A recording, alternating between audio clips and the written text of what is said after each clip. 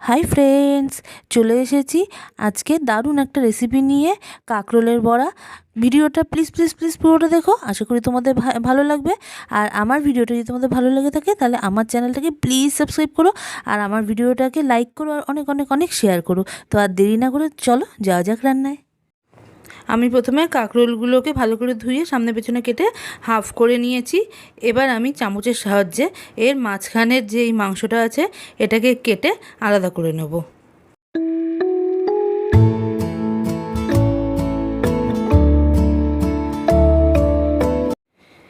মাঝখানের মাংসটা বার করার সময় খেয়াল রাখতে হবে যাতে এর যে বাইরের এই যে অংশটা আছে, সবুজ অংশটা, এটা যাতে কোনোভাবেই ফুটো না হয়ে যায় বা কেটে না যায়, একটুখানি জায়গা রেখে কাটবো।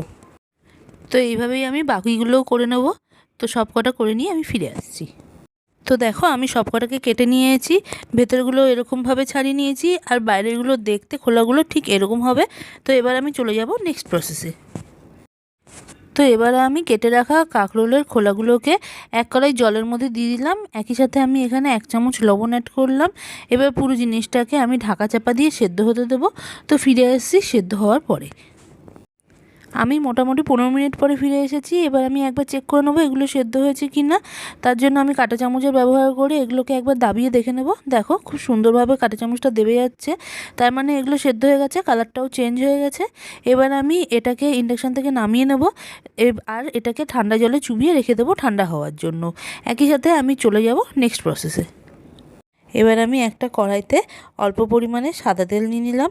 তেলটা গরম হয়ে গেলে আমি এখানে একটা ছোট চামচের মতন গোটা জিরে দিয়ে দিলাম। দেখো, জিরেগুলো হালকা ভাজা ভাজা হয়ে গেছে। এবার আমি এখানে কেটে রাখা কাঁকরোলের ভেতরের অংশগুলোকে দিয়ে দেবো। একই সাথে আমি এখানে অ্যাড করে দেবো সামান্য লবণ। পুরো জিনিসটাকে হালকা ভাজা ভাজা হতে দেবো, তারপরে চলে যাব নেক্সট প্রসেসে। দেখো, জিনিসগুলো লাল লাল হয়ে গেছে। এবার আমি এতে একটা ছোট সাইজের পেঁয়াজ, একটা ছোট সাইজের আলু, আর 5-6টা কাঁচা লঙ্কাকে কুচি করে রেখেছিলাম, সেগুলোকে দিয়ে দেবো। আর সম্পূর্ণ জিনিসটাকে ভালো করে মিশিয়ে নেব। এর সাথে আমি অ্যাড করে দিচ্ছি সামান্য হলুদ। পুরো জিনিসটাকে আমি ভালো করে মিশিয়ে আবার কিছুক্ষণ হতে দেবো। অল্প কিছুক্ষণ নাড়াচাড়ার পরে আমি এতে অ্যাড করে দিলাম 1 টেবিল চামচের মতন জল। আমি আবারও ভালো করে নাড়াবো। এই সময় আমি একে খুন্তির সাহায্যে এই গোটা গোটা ভেতরের অংশগুলোকে ভেঙে দেব। আর একই সাথে আমি অ্যাড করে দিলাম সামান্য পরিমাণে আমচুর মশলা। তোমরা চাইলে সেটাকে স্কিপও করতে পারো। আমি আবারও কিছুক্ষণ নাড়তে থাকবো আর পুরো মশলাটাকে ভালো করে কষাতে থাকবো।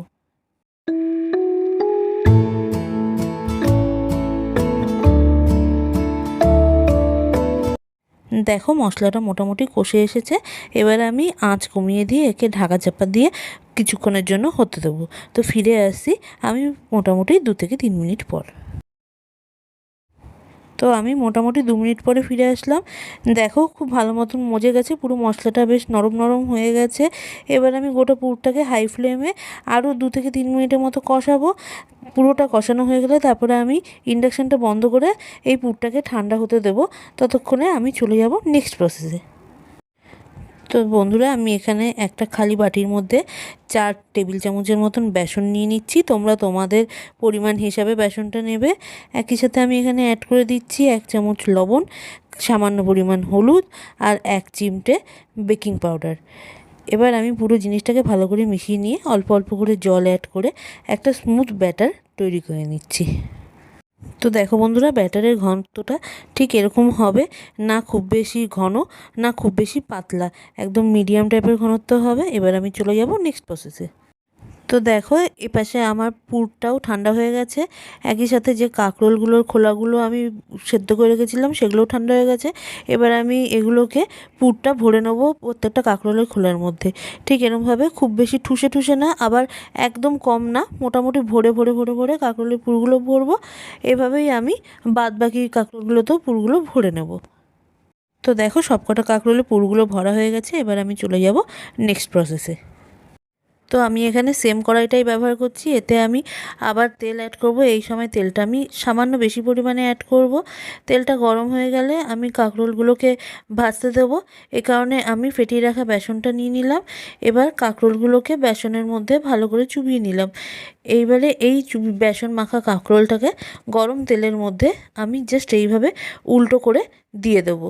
এভাবেই আমি বাদবাকি কাঁকরোলগুলোকেও দিতে থাকবো তেলের মধ্যে।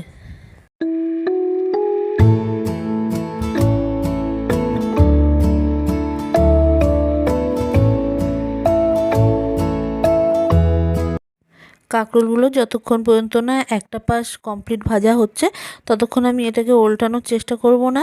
একটা পাশ কমপ্লিট ভাজা হয়ে গেলে তখন আবার অপোজিট পাশটা উল্টে দেবো। এই সময় আমি আঁচটা কমিয়ে রাখবো।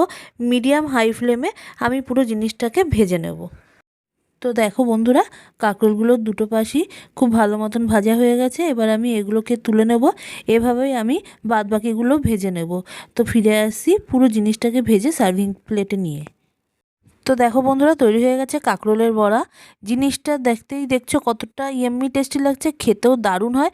তোমরা নিজেরা বাড়িতে ট্রাই করে দেখো, আশা করি তোমাদের ভালো লাগবে। আর আমার ভিডিওটা যদি তোমাদের ভালো লেগে থাকে তাহলে আমার ভিডিওটাকে প্লিজ প্লিজ প্লিজ লাইক করো, অনেক অনেক শেয়ার করো, আর আমার চ্যানেলটাকে প্লিজ সাবস্ক্রাইব করো। তো দেখা হবে নেক্সট রেসিপিতে। Bye, thank you.